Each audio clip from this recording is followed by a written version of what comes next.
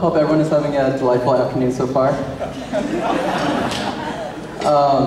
As you guys know, I'm the youngest brother. I know I'm the last one in line to get married, so I've heard that a couple times already. That doesn't need to be said anymore. So in order to get to know Joseph a bit better, we have to share some precious memories. And my most memorable one is Joseph tends to have tunnel vision of the mind. So he concentrates very singularly on activity, right? So a lot of times this is preparing for a message for youth group. And this one time when he was sitting on the couch, he's working on his laptop, and I got him a popsicle, right? So I was gonna give the popsicle to him. Normally you just give food to people and say, hey, you should eat this, But for him, I kind of know his condition already.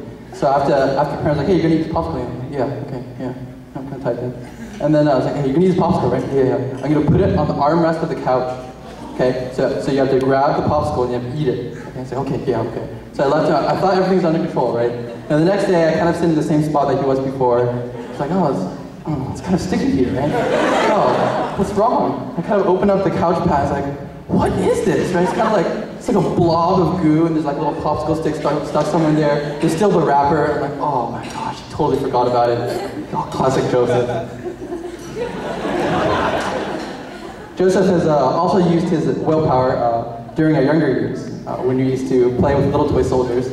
These are just plastic and just an inch or two high, but of course our imagination is great when you're children. So we would shoot little pretend bullets to each other, and obviously we would argue where the bullets went, right? Because that just makes sense. So when my soldier was standing on the table, right, he's like, oh I shot your soldier, right? It's like, well that can't be, like the table was blocking it, right?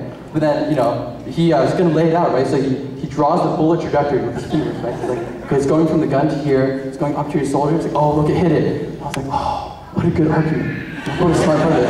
Oh no, like I lost this time. Beating me at every corner.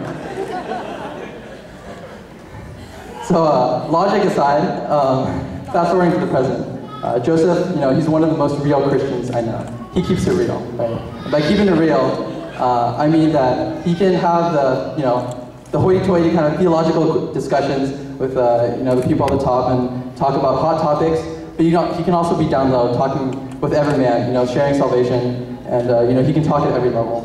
And equipped with this, I know that he'll help Jess and build her up in every way he can. And Jess, on the other hand, can help Joseph keep grounded, feed him popsicles, make sure he eats his 3 meals a day.